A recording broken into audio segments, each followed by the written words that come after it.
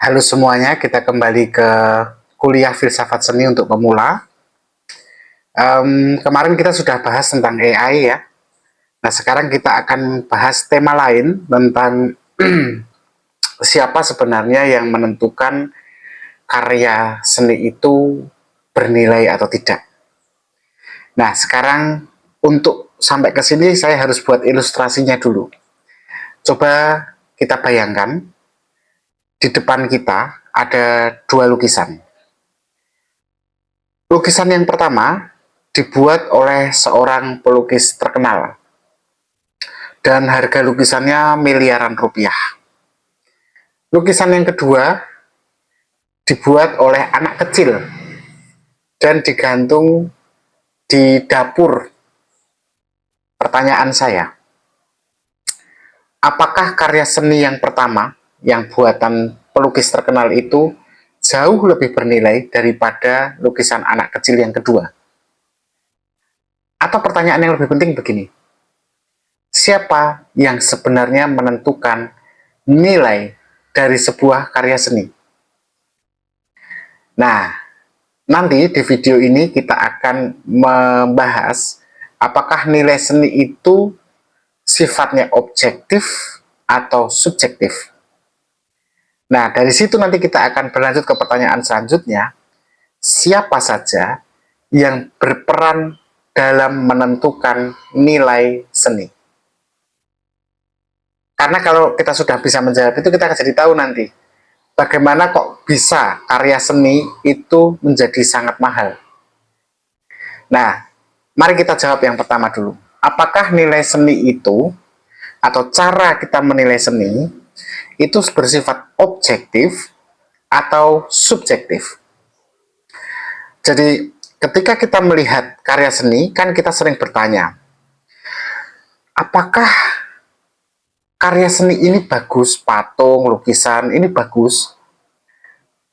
Apakah ini berharga?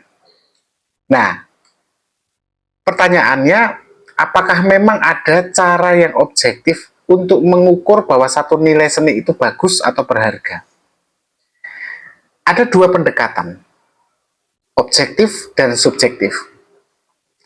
Kalau kita menggunakan pendekatan objektif, maka yang harus kita ukur, ada unsur-unsurnya nih yang bisa diukur, seperti tekniknya, keterampilannya, komposisinya, dan inovasinya.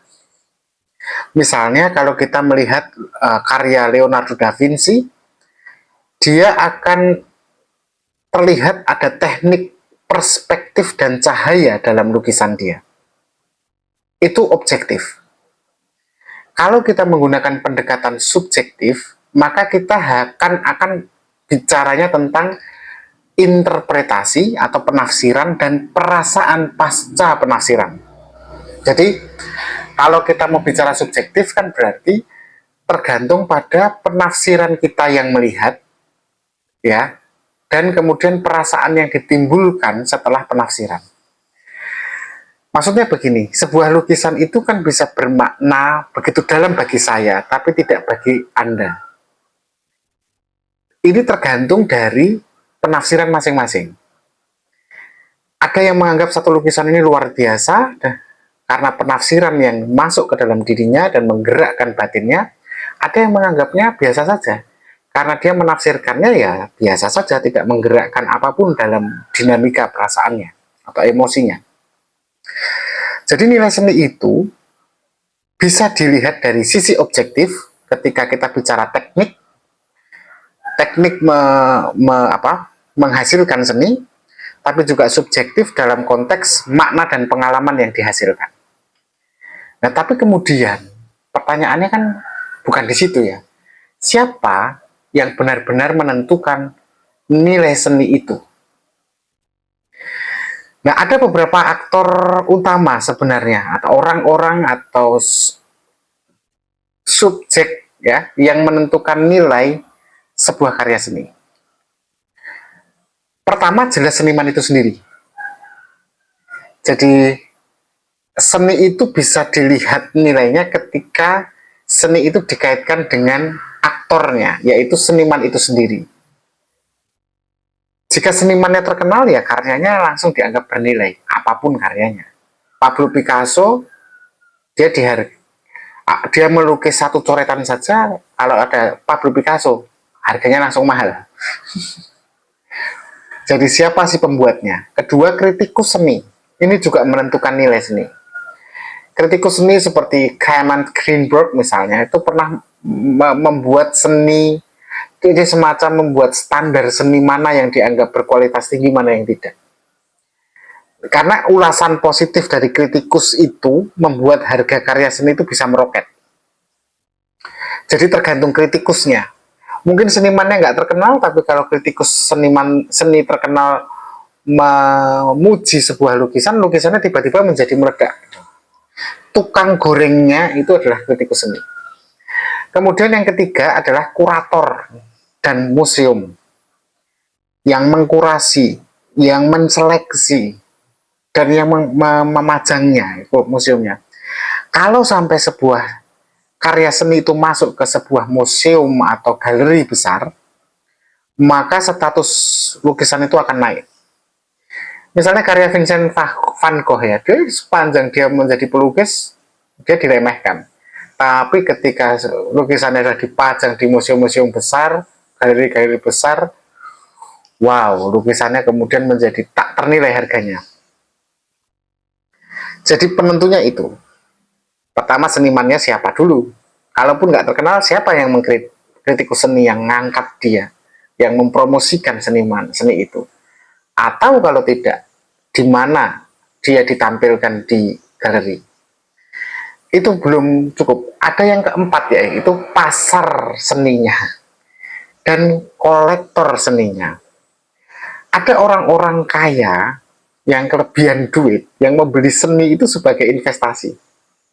Bukan seni untuk dia nikmati sendiri, tetapi dia ambil satu karya seni, dia simpan sampai harganya tinggi dan baru dia lepaskan.